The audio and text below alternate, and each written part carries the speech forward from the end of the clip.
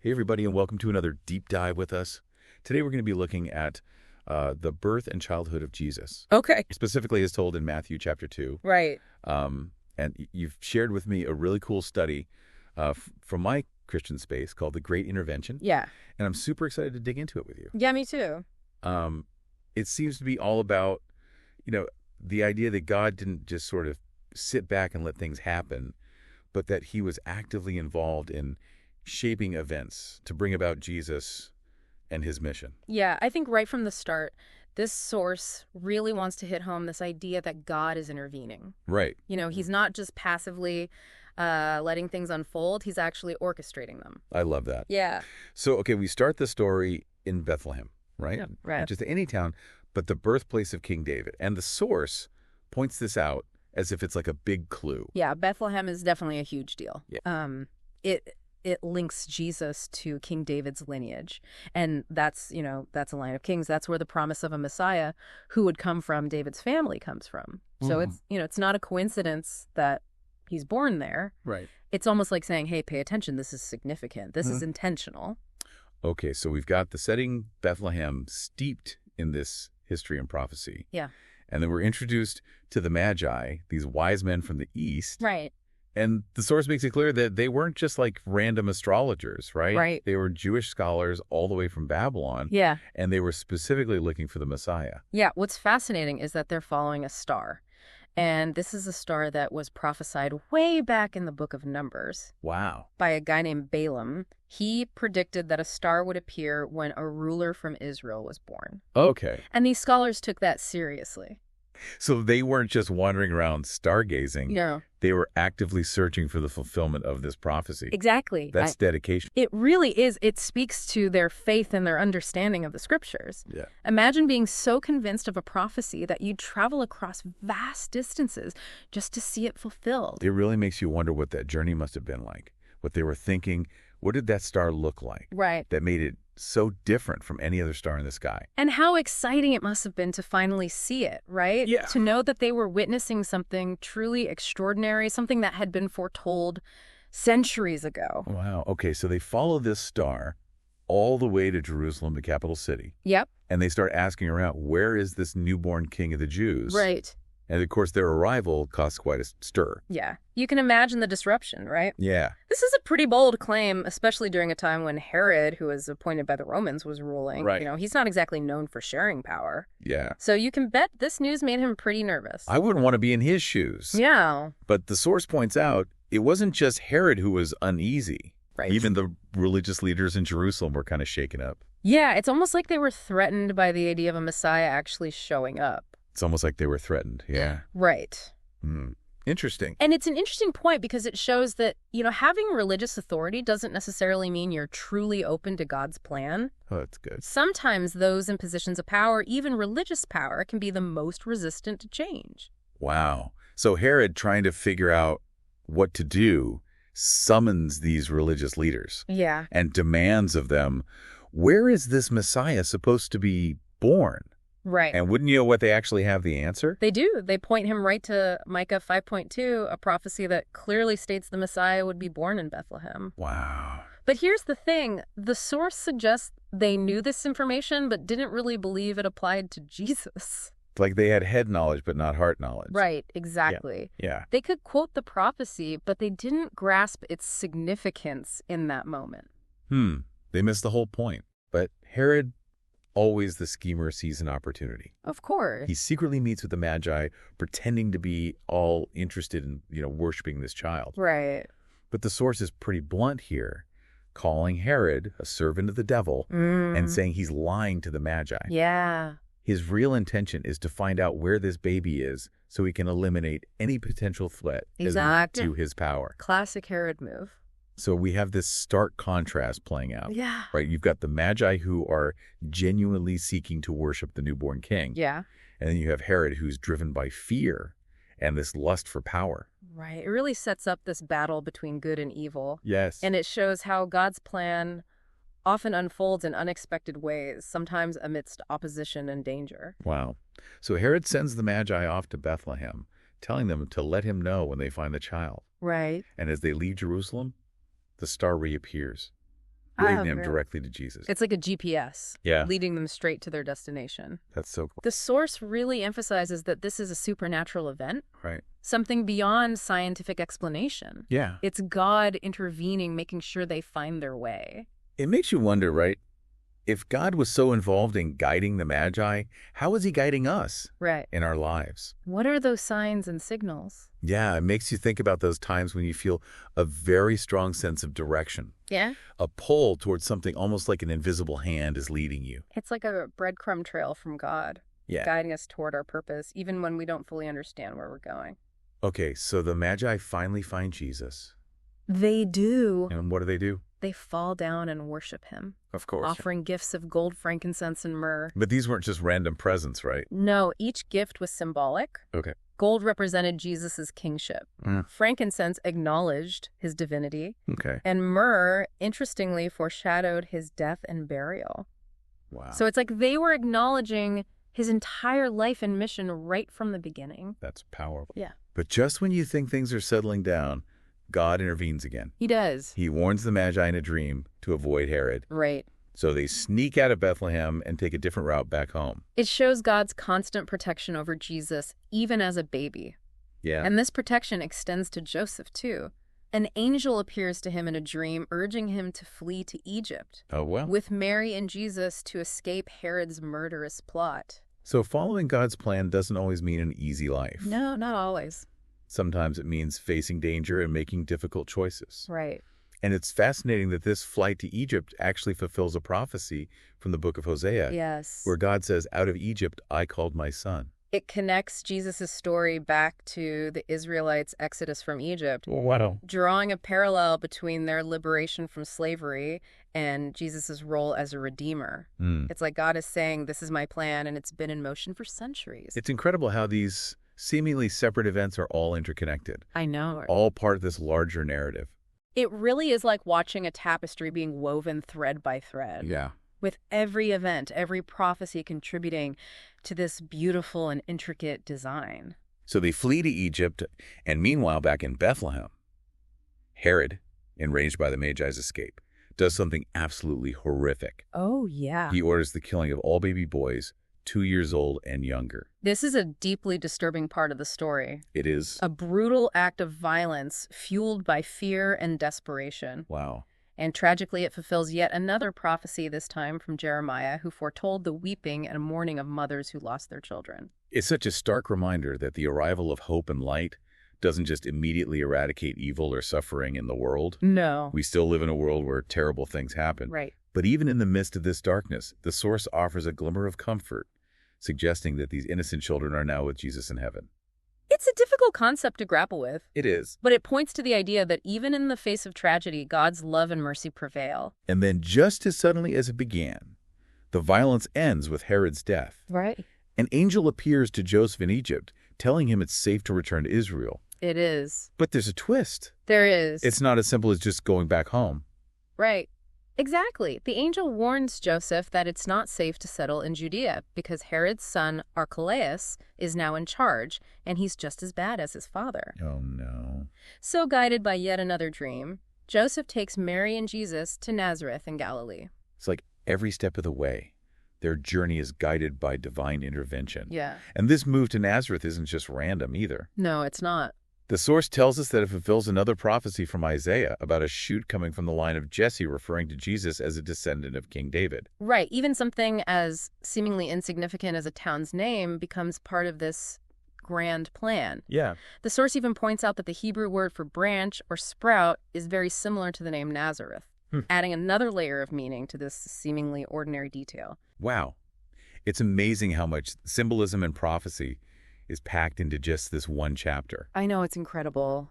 It makes you wonder what other hidden meanings might be waiting to be discovered. Right, what are we missing? Yeah. What's right in front of us that we're not seeing? Okay, so they finally settled in Nazareth. They have. But before we move on to the next chapter, let's take a moment to reflect on what we've learned so far. Okay, yeah, let's do that. What stands out to you? Well, I mean, for me, it's just this unwavering commitment that God displays in orchestrating events to ensure Jesus' safety and to fulfill prophecy. Yeah. It's a powerful testament to his love and faithfulness, even in the face of opposition and danger. It's a reminder that he is actively involved in the lives of those he loves, Absolutely. guiding and protecting them even when the path ahead seems uncertain or dangerous.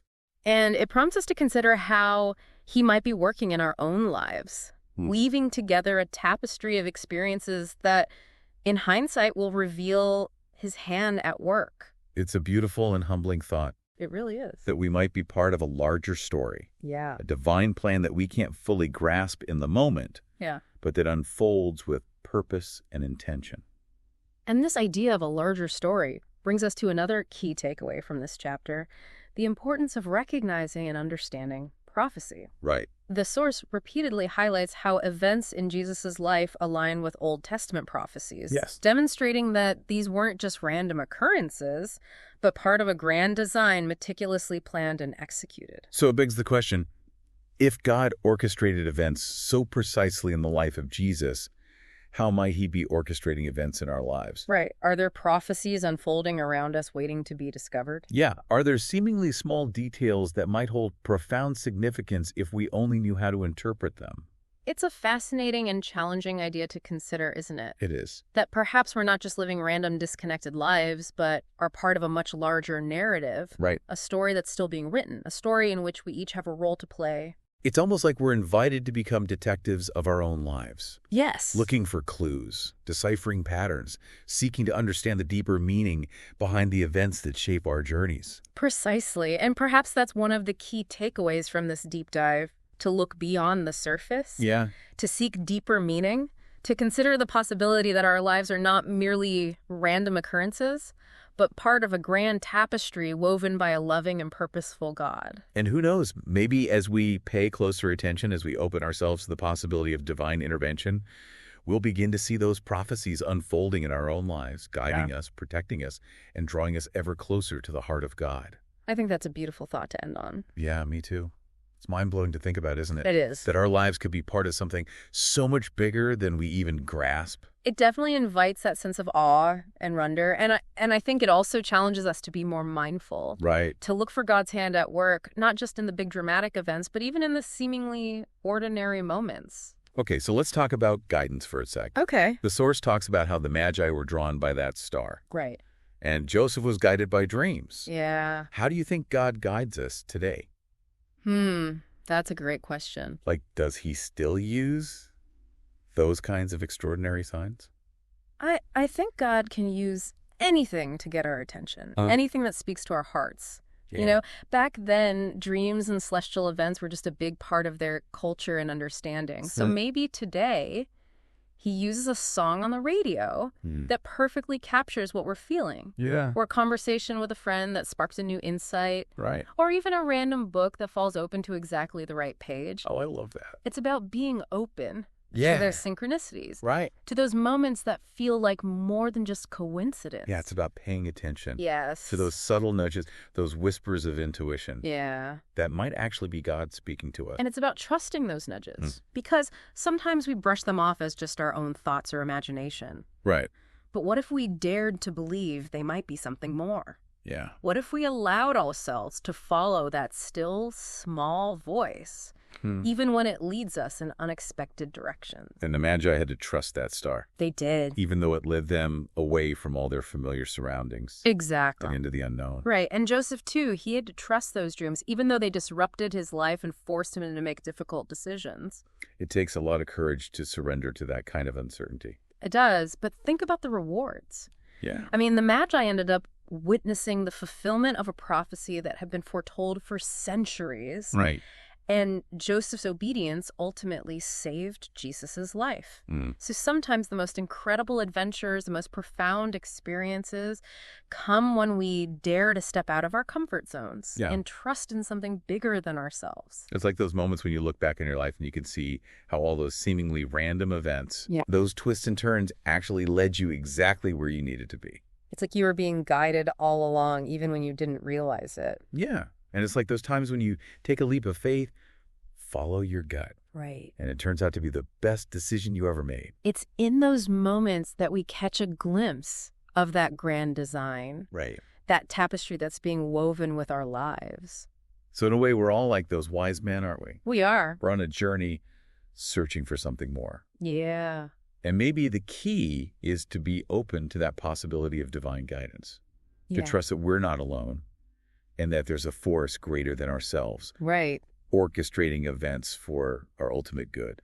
That's a beautiful way to put it. And just like the Magi had to be willing to travel great distances and face challenges, Right. we too might be called to step outside of our comfort zones, Yeah. to embrace the unknown, To let go of control. and to trust that God is with us every step of the way. Wow, this deep dive has been incredible so far. It's really opened my eyes to the power of prophecy, Yeah. the faithfulness of God, and the possibility that our lives are part of something much bigger Absolutely. than we can imagine. It's been a privilege to explore this with you. Me too. And I hope it encourages you, the listener, to look for those whispers of guidance, Yes. those moments of divine intervention, Yeah. and to embrace the adventure of your own unique journey, trusting that God is with you every step of the way.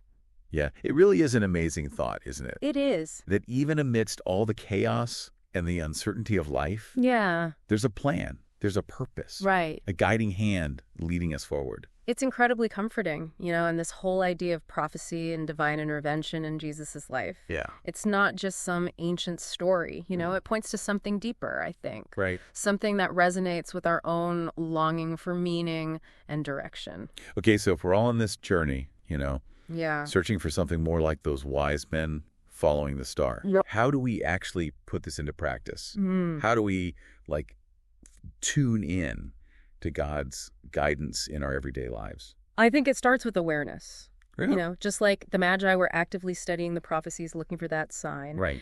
We need to be paying attention to the world around us, to those little nudges and synchronicities Yeah. that might be pointing us in the right direction. It's about being present, Yes, absolutely. not just going through the motions of life, Right.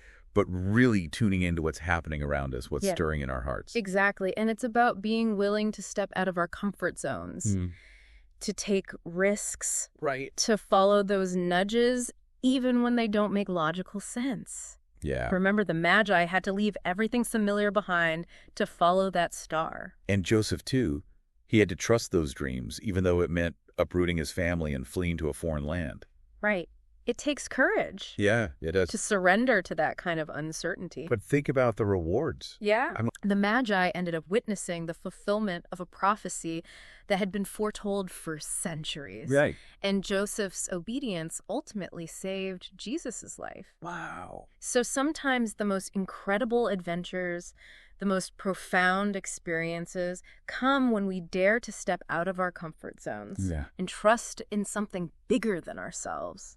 It's like those moments when you look back on your life Yeah. and you can see how all those seemingly random events, Yes. all those twists and turns actually led you to exactly where you needed to be. It's like you were being guided all along, even when you didn't realize it. Yeah. And it's like those times when you took a leap of faith, Right. followed your gut, Yes. and it turned out to be the best decision you ever made. It's in those moments that we catch a glimpse of that grand design. Right. That tapestry that's being woven with our lives. So as we wrap up this deep dive into the birth and childhood of Jesus, Yeah.